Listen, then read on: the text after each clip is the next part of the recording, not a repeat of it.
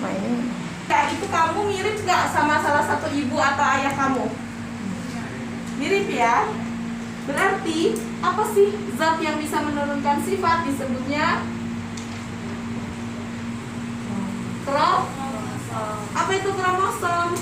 Zat yang menurunkan sifat induknya. Kalau hewan, tumbuhan, orang tuanya, itu namanya zat kromosom. Ada di halaman 4. Dia adalah zat genetik. Kromosom itu disebut juga materi genetik, ya. Sampai sini jelas ya. Nah, di dalam kromosom itu ada yang namanya disebut gen dalam kromosom.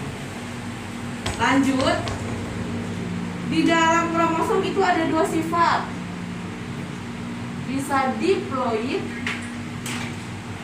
bisa haploid. Diploid itu 2, namanya juga di kromosomnya 2N nomornya. Kalau haploid di situ apa? Coba. Berarti tunggal.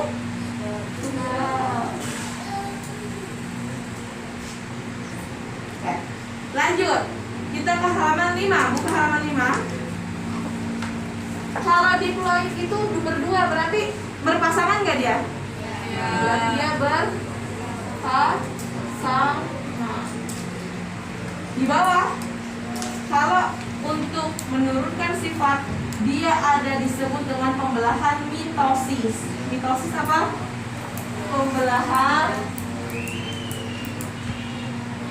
mitosis. Pembelahan sel ya. Jadi kan selnya membelahkan biar jadi keturunan. Proses pembelahan mitosis ada apa saja? Di situ yang pertama, paling atas gambar. Apa? Profase, betul. Yang kedua, profase. Bacanya profase ya, fase ya. Yang kedua, metafase. Yang ketiga, anafase. Lihat di gambar profase, lihat baik-baik di buku kalian, itu ada gambar. Itu yang kayak pita-pita, lihat nggak pita?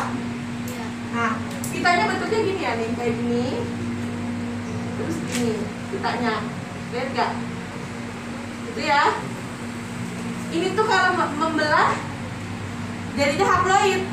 Kalau mereka nempel kayak gini, sepasang nempel, namanya diploid. Paham yang disebut diploid? Di gambar tuh ada kan?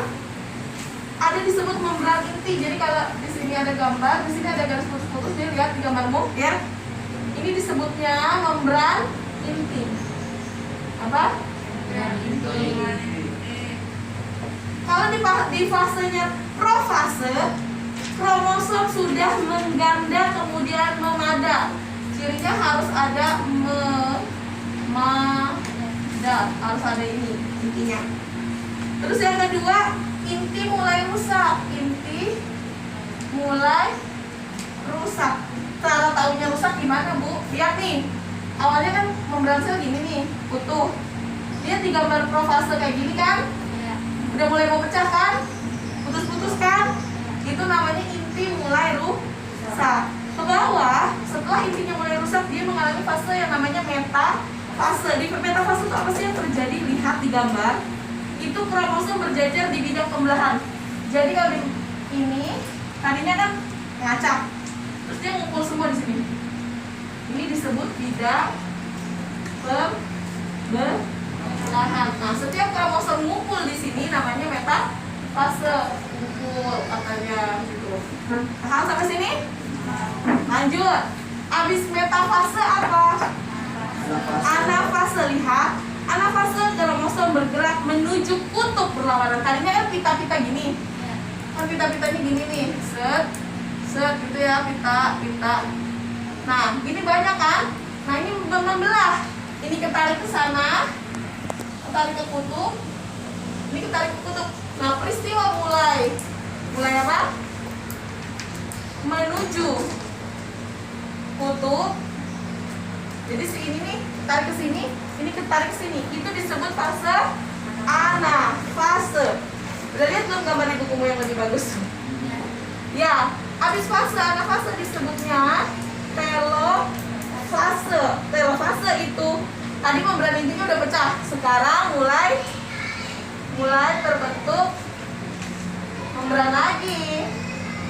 Membran inti ya. Habis terbentuk apa? Tadinya kan bisa. Dia bisa ke sini ya. Berarti di sini nggak bisa nih. Di sini kan tinggal segini dong harusnya.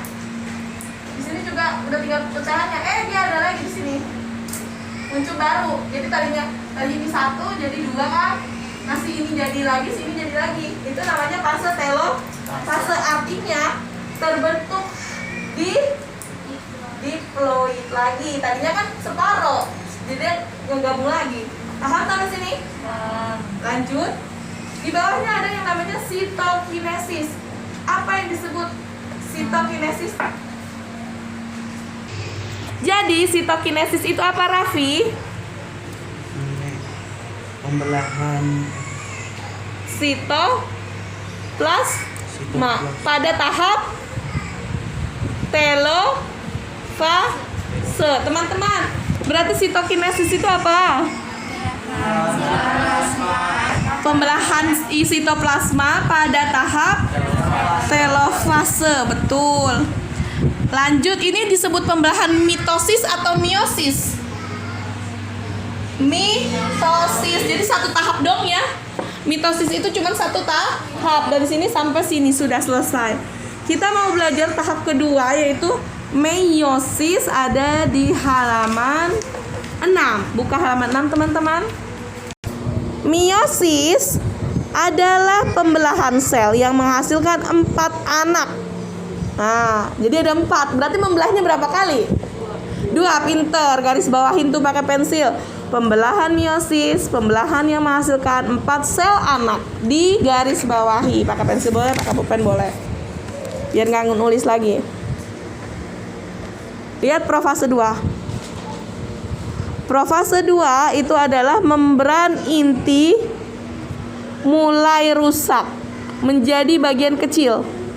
Terus yang metafase 2, kromosom berjajar pada bidang pembelahan. Apa sih bedanya? Spermatogenesis adalah pembentukan sperma. Apa spermatogenesis? Itu yang paling sering keluar tuh gambar. Jadi tolong kamu amati betul gambarnya. Pertama, spermatogonium yang atas ya. Yang kedua, membelahnya secara mitosis menjadi spermatosit primer. Habis itu spermatosit primernya membelah secara meiosis pertama menjadi spermatosit sekunder. Jadi 2 tuh.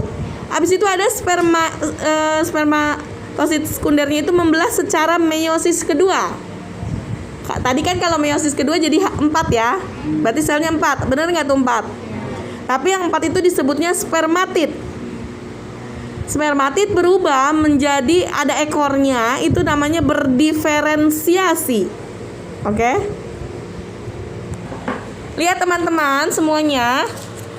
Tahukah kamu tentang oogenesis? Nah, kalau tadi proses pembelahan menjadi spermatozoa, sekarang berarti proses menjadi oogenesis atau pembentukan ovum, ya. Disebutnya apa proses pembentukan ovum tadi?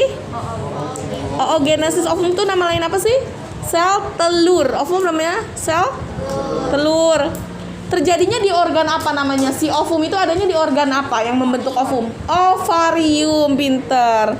Jadi ovum namanya sel telur, tapi terbentuknya di ovarium. Proses pembentukannya disebut oogenesis.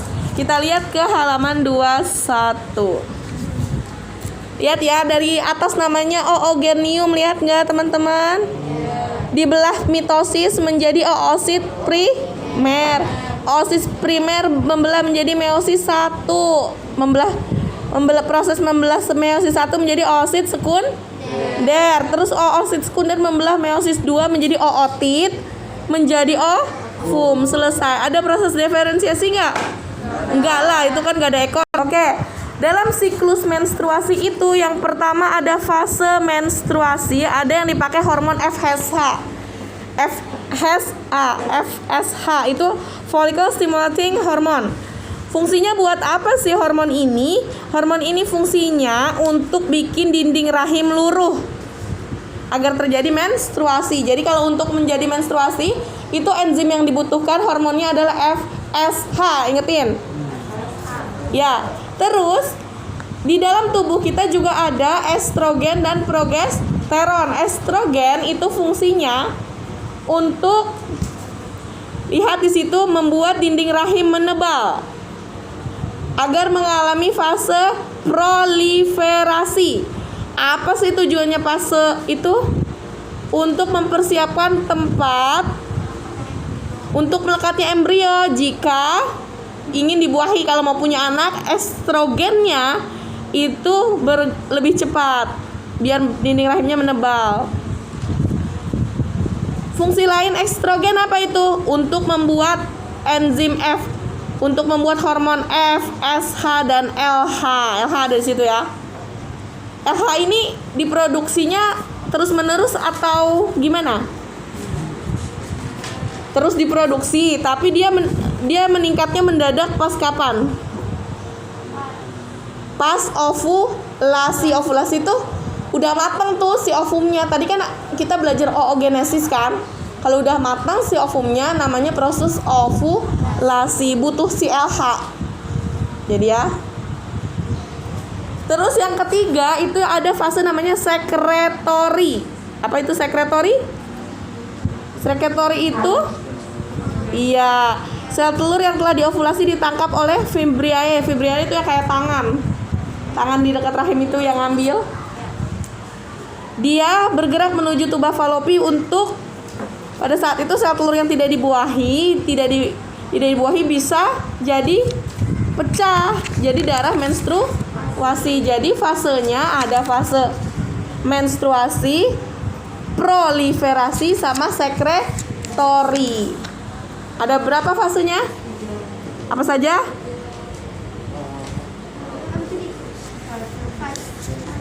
Menstruasi, proliferasi, satu lagi sekretori itu pengeluaran.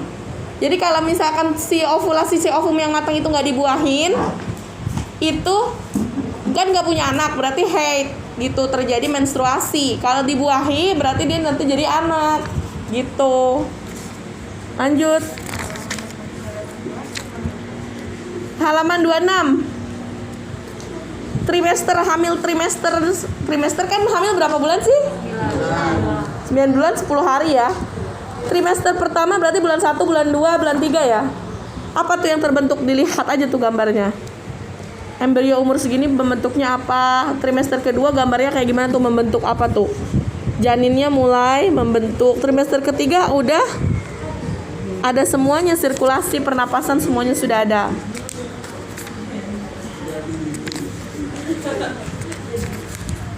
Jadi nanti sel ovum sama sel sperma kalau bertemu itu menjadi zigot. Jadi apa? Zigot kalau berkembang menjadi embrio. Embrio kalau berkembang menjadi janin. Jadi itu urutannya.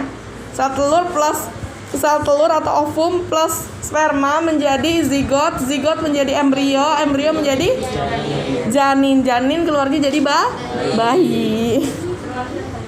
Sekarang lihat ke penyakit-penyakitnya, Nak. Halaman 35. HIV. HIV itu virus tuh penyebabnya. Biasanya karena sering berganti-ganti pasangan atau pakai jarum suntik. Gonor itu keluar nanah dari alat kelamin. Bayangkan pipis tapi bakterinya nih namanya Neisseria gonorrhea. Dia bisa bikin ibu hamil yang bayinya bisa buta. Ya. Selanjutnya penyakit itu kenapa sih Bu kok bisa kayak gitu? Biasanya sama, berganti-ganti pasangan atau liatin itu tuh kayak jerawat. Dia karena bakteri Treponema pallidum. Bakterinya Treponema pallidum itu adanya di alat kelamin. Kamu bayangkan kayak jerawat-jerawat itu yang kayak di wajah itu, tapi adanya di alat kelamin, bayangkan. Itu kan bisa di mana aja, namanya juga bakteri.